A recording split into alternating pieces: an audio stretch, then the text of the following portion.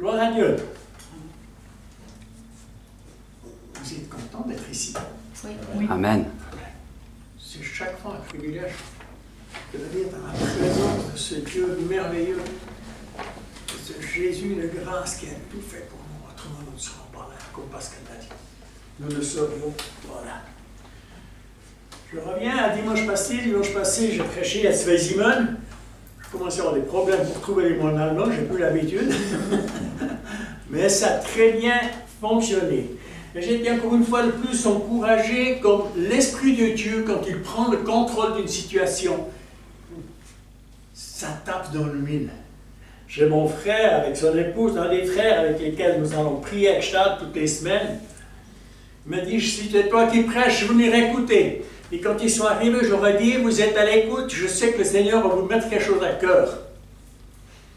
J'ai prêché, j'ai encouragé très spécialement pour s'ouvrir davantage à cet Esprit de Dieu, d'être conduit par cet Esprit de Dieu. J'ai repris un petit peu aussi ce que j'avais fait il y a 15 jours, où j'ai parlé de l'aigle, la puissance de l'aigle qui est autre que la puissance de l'Esprit de Dieu, avec les questions qui m'ont été posées, puis après à la fin, est-ce que tu es prêt s'il y a aussi des persécutions? Amen. Est-ce qu'on est prêt? S'il y a des situations plus difficiles qui viennent, est-ce qu'on est prêt? Le message a très bien passé, ils étaient très encouragés, et un des frères responsables, il a prêché sur la chenille, la métamorphose, le cocon et le papillon quelques semaines avant, et ça n'a pas passé du tout. Et il m'a dit, c'est drôle, ce que tu viens de dire, c'est une confirmation de ce que moi j'avais prêché il y a quelques semaines. Il était extrêmement encouragé, il était touché. Puis après, quand j'ai fini de prêcher, j'ai appelé mon frère et ma soeur de Gstaad, je leur ai dit, je sais que vous avez quelque chose. Et puis c'est intéressant, le frère il s'avance, il dit, avant que tu prêches, j'avais une vision. Et il a vu la vision qui sort du trône de Dieu, de ce courant, de ce temps, de ce fleuve qui sort du trône de Dieu. Et il a vu que ce fleuve rentrait dans le bâtiment où on était. Et ça s'est arrêté à la hauteur des fenêtres. Il a dit, c'est à l'intérieur que ça commence. Le Seigneur m'a mis à cœur. Il y a encore des choses à préparer en vous avant d'aller à l'extérieur. Et au bout d'un moment, il a dit, maintenant, le torrent est passé par les fenêtres. Il est sorti. Allez-y, allez-y. Il va faire quelque chose de nouveau, quelque chose de grandiose.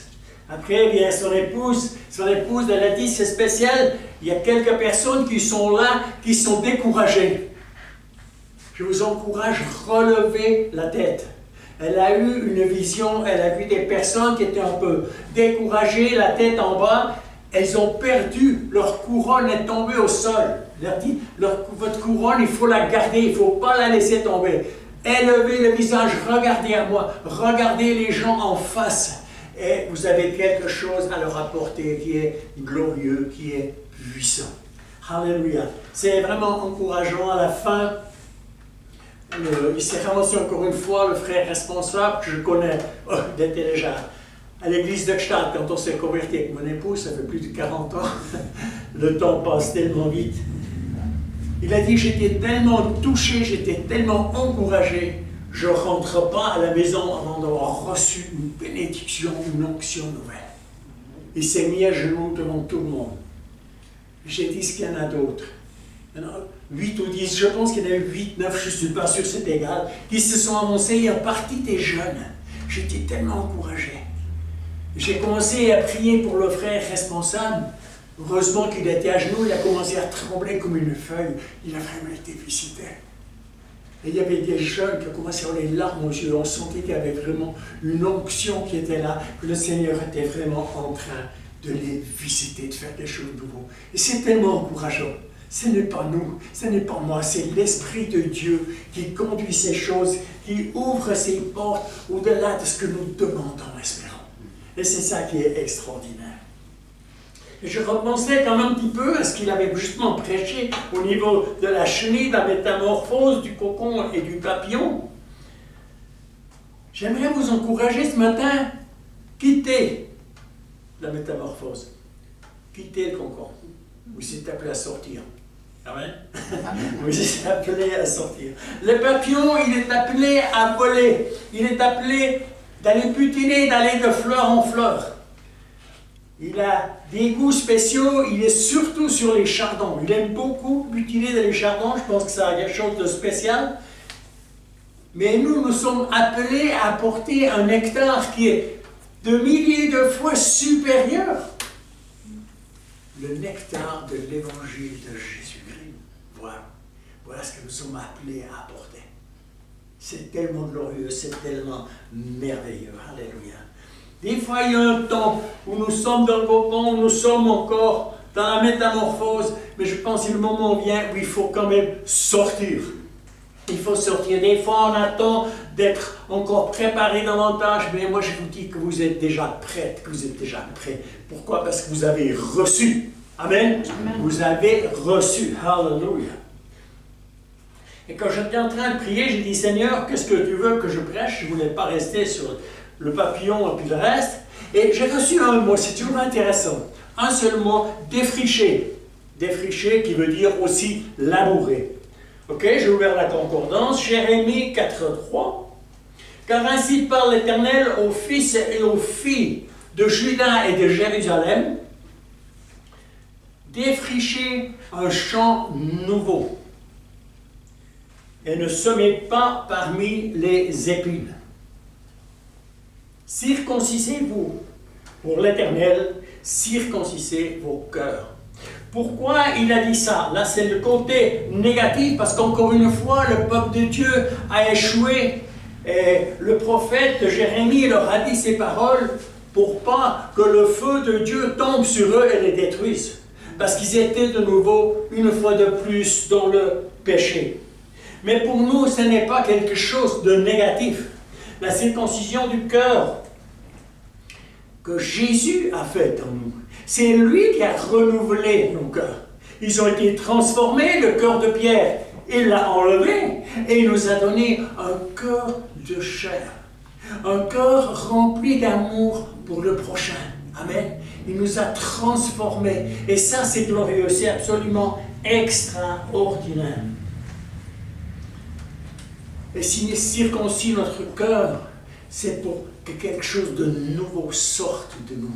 Parce qu'il y a quelque chose de nouveau qui a été implanté, qui a été posé par lui, et il veut que nous l'apportions au prochain. Et ce n'est pas quelque chose de douloureux, au contraire, c'est une joie, c'est une paix, c'est un repos que nous trouvons seul en Jésus-Christ, et nous ne le trouvons pas ailleurs. Alléluia. Quand il a dit ne pas semer sous les épines, ça m'a rappelé la dame, quand j'étais en EMS, quand je lui ai demandé si je pouvais prier pour elle, pour qu'elle donne son corps au Seigneur, elle m'a dit, j'ai pas besoin de ta prière. Et c'est ça, ne se met pas par les amis. Je ne veux jamais reparler à cette dame, à moins que l'Esprit de Dieu la prépare. Parce qu'il y a des personnes, quand vous avez vraiment été rejeté, il ne faut pas retourner, parce que ça sera encore une fois la même chose, et encore une fois la même chose. Il faut attendre que l'Esprit de Dieu fasse son œuvre dans ces personnes, et tout d'un coup elle est ouverte. Alléluia. Et ça, c'est encore une fois pas nous qui le faisons. Vous connaissez tous la situation du défrichage ou du labourage. Je pense que vous l'avez tous vu. Comment ça se fait dans le temps de jeûne? Ça se faisait encore avec les chevaux, c'était moins bruyant qu'aujourd'hui. Toujours avec 3 chevaux. Ça se faisait comme ça à l'époque. Et après, avec 2 chevaux, passer la herse et ainsi de suite pour préparer le terrain. Il y avait eu du blé, on y mettra des pommes de terre, il y avait eu du betterave, on y mettra du colza, et ainsi de suite. Il y avait de l'orge, on y mettra de l'avoine pour faire quelque chose de nouveau, que quelque chose de nouveau commence de nouveau à croître. 1 Corinthiens 3.9, car nous sommes ouvriers avec Dieu. Vous êtes le champ de Dieu, l'édifice de Dieu. Salomon, il a fait un édifice extraordinaire qui aujourd'hui coûterait des milliards, avec tout l'or qu'il a mis dedans et tout l'argent. Mais vous avez beaucoup plus de valeur que cela, parce que vous êtes l'édifice de Dieu. Pas quelque chose de charnel, ça vient d'en haut, c'est l'édifice de Dieu. Il faut toujours se rappeler de ça, parce que c'est tellement important. L'édifice de Dieu. Matthieu le voit un peu différemment. Lui va dire, dans Matthieu 13, 38, le champ c'est le monde, la bonne semence ce sont les fils du royaume, l'ivraie ce sont les fils du malin. On est appelé à détruire l'œuvre de l'ennemi. On est appelé à résister. Il est l'accusateur des frères et des sœurs. Résistez-lui avec foi. Vous avez toute l'autorité dans le nom de Jésus. Amen, amen. Je reprends Jérémie 4.3 où il a parlé de défricher les cœurs de ce peuple qui était en rébellion, qui était dans le péché.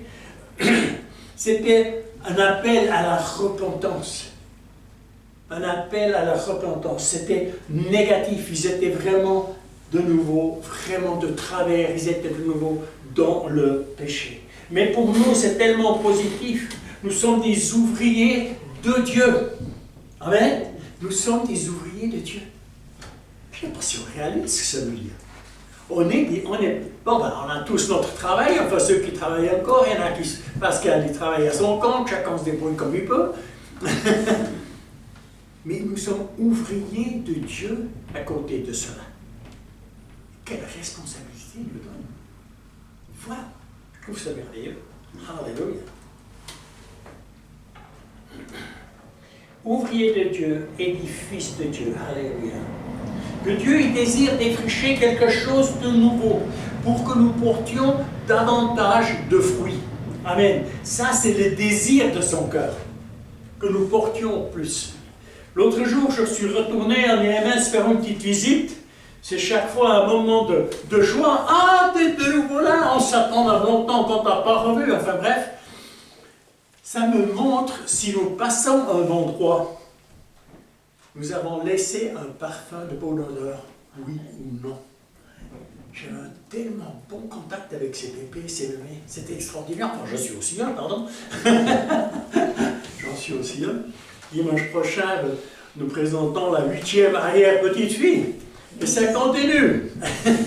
C'est glorieux, c'est glorieux. Et là, je suis retourné vers la grand-maman qui s'est donnée au Seigneur à 96 ans. Elle était dans une joie de me voir arriver. Ça m'a touché. Ça m'a touché. Et après, je me lève pour partir. Elle me tend les deux mains, prie pour moi. C'est tellement beau. C'est tellement merveilleux. Ça, c'est la grâce. C'est pas nous qui faisons ces choses. C'est pas nous. Après, je rencontre la jeunette qui était près des examens, qui a vécu vraiment des choses négatives. La responsable de l'étage a fait un examen provisoire pour voir si elle était à point. Et le premier jour, elle a fait que de l'insulter.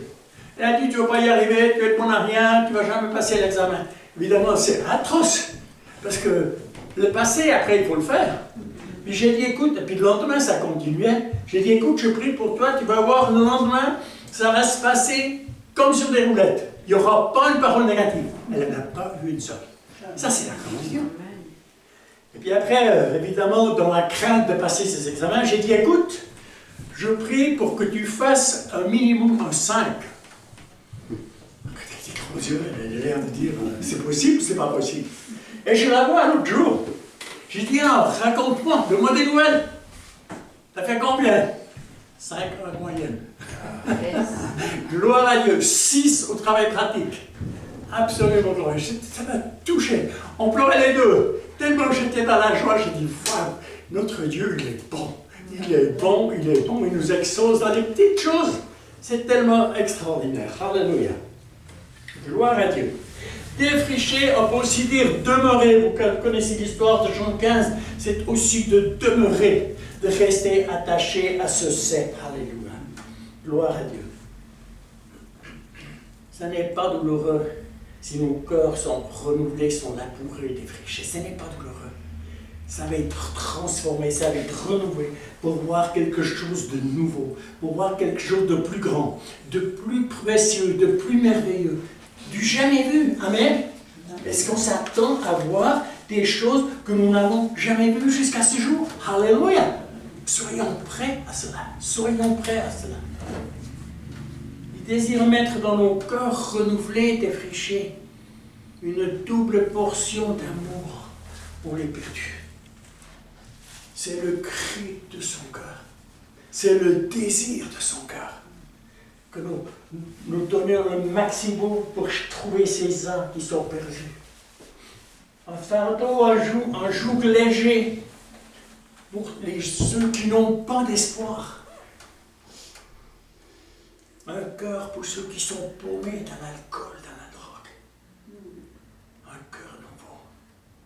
Wow. Il désire renouveler notre cœur comme était renouvelé le cœur des apôtres à la Pentecôte. Je vous garantis que ce n'était pas minime, c'était du max. Amen. C'était vraiment puissant. Et c'est ce qu'il aimerait faire avec vous. Je ne lâche pas, j'ai vraiment cette impression qu'il y a quelque chose de nouveau qui va se passer au niveau de la puissance de l'Esprit de Dieu. Ouvrons-nous, recherchez cette conduite de l'Esprit. Parce que si ce n'est pas l'Esprit de Dieu qui nous conduit, nous n'allons pas pouvoir fonctionner. Ça va échouer. Ça va échouer. Parce que quand vous êtes conduit par l'Esprit de Dieu, vous n'allez jamais blesser une personne, vous pouvez être sûr. Ce n'est pas possible. Mais si nous ne sommes pas conduits par l'Esprit, on risque de blesser les personnes. Et ça, c'est toujours triste, c'est malheureux. C'est malheureux, ça ne devrait pas arriver. Le papillon, il est fait pour voler. Amen. Des fois, il est emporté par le vent. Il se laisse aller. Nous sommes appelés à quoi? À être portés, à être conduits par le souffle de l'Esprit de Dieu. Alléluia. Et c'est tellement important. C'est tellement important. Je pense qu'on ne le répétera pas assez parce que c'est tellement extraordinaire. Pour vivre du surnaturel, pour vivre des choses nouvelles. Est-ce que c'est vraiment le désir de notre cœur? C'est ça la question qui se pose. Est-ce que c'est le désir de mon cœur? Est-ce que je commence à sentir qu'il y a un changement qui se passe, qu'il y a un réveil qui se prépare? Je ne sais pas si vous sentez ça. Amen. Il y a quelque chose de nouveau qui est en train de se préparer. Nous allons rentrer dans une nouvelle sphère où il y aura du travail, je vous promets. Et vous êtes appelés à travailler avec l'Esprit de Dieu, ne pas être des spectateurs ou des spectatrices. Alléluia. Gloire à Dieu. Gloire à Dieu. Pour que le Seigneur puisse nous donner cette onction, cette force de Josué et de Caleb. Ça nous rappelle cet homme à plus de 80 ans, encore l'épée à la main en train de combattre. Alléluia. Dans une force extraordinaire. Et nous sommes appelés à cela. Même la moyenne. Amen. Alléluia. Gloire à Dieu. Des fois, c'est bien de se remettre un petit peu en question. Je repensais à l'histoire de Andrew Womack, quand il était dans une situation un peu difficile au niveau des finances. Mais le Seigneur l'a dit, tu me limites. Tu me limites. Et il a réalisé ce qui se passait. C'est le problème de nos pensées. Il se limitait au niveau de ses pensées, est-ce que je vais y arriver, est-ce que les finances vont suffire, ainsi de suite. Et il a changé sa façon de penser. Il a commencé à voir grand. Et nous sommes appelés à voir grand, plus grand que nous sommes aujourd'hui. Amen. Nous sommes appelés à voir grand. L'année d'après, il a presque doublé l'entrée de ses finances. Il n'a pas demandé de l'argent au Seigneur. Hein. Sa façon de penser, de voir positivement, ça va fonctionner, ça va suffire, il s'occupe de nos finances, je n'ai pas besoin de me faire du souci, et ça a fonctionné. C'est tellement important, et ça doit nous encourager à ne pas limiter Dieu. Pardon Seigneur, si je n'étais pas assez ouvert à l'Esprit de Dieu, si je me suis laissé avoir par l'ennemi. Pardon Seigneur, où l'ennemi a réussi à me mettre à la crainte, où là je devais parler, je me suis tu. Pardon Seigneur. Et ce matin, il nous dit, je désire vous conduire, je désire faire le chemin avec vous. Ne le faites pas sans moi, vous n'allez pas y arriver. Laissez-vous conduire par moi, je suis là. Mais il ne s'impose pas. L'Esprit de Dieu est un gentleman. Il ne va pas te dire, je viens, c'est moi qui m'occupe de toi. Quand nous repensons à la situation que je vous ai donnée il y a 15 jours, qui m'a tellement parlé, la situation d'Heidi Becker, ça m'a tellement parlé. Je ne sais pas, non, si je ne sais pas tout cela. J'ai trouvé ça tellement extraordinaire. Elle part au Mozambique, et elle part de ses propres forces. Et après peu de temps, elle revient complètement à terre. Fatiguée, en dépression, complètement au creux de la vague. Et c'était à l'époque où il y avait le réveil à Toronto. Elle va dans une de ces églises là-bas, et il y a un prophète qui monte sur la scène. Est-ce qu'il demande, est-ce qu'il y a ici Lady Becker? Il ne la connaissait pas. Elle s'est avancée. Et le prophète, il lui dit, le Seigneur te pose une question aujourd'hui. Est-ce que tu veux le Mozambique? Est-ce que tu veux le faire avec moi ou tu veux le faire seul? Elle a dit oui avec la force qu'elle avait encore. Elle est repartie au Mozambique. Aujourd'hui, elle a ouvert des centaines d'églises. Une femme, mes sœurs, une femme. Elle a guéri des milliers de personnes, des aveugles, des muets, des sourds, des estropiés. Et souvent, ce n'est pas elle qui prie, c'est les enfants qui l'accompagnent qui prient pour les personnes. Parce que c'est des enfants qui ont déjà donné leur cœur au Seigneur. Elle a ressuscité plus de 30 personnes d'entre les morts. Vous voyez un petit peu, c'est pour vous encourager. Là où il y a l'Esprit de Dieu qui prend le contrôle d'une personne, nous ne sommes plus les mêmes. Nous ne sommes plus les mêmes. C'est quelque chose de totalement nouveau. Alléluia. Le Saint-Esprit désire travailler avec toi. Il désire que tu le prennes dans la main. Permets-lui de te prendre par la main pour vivre quelque chose de nouveau. Amen, amen. C'est un petit peu ce que j'avais à cœur pour ce matin. Seigneur, je veux te dire merci pour ta parole qui nous encourage à défricher.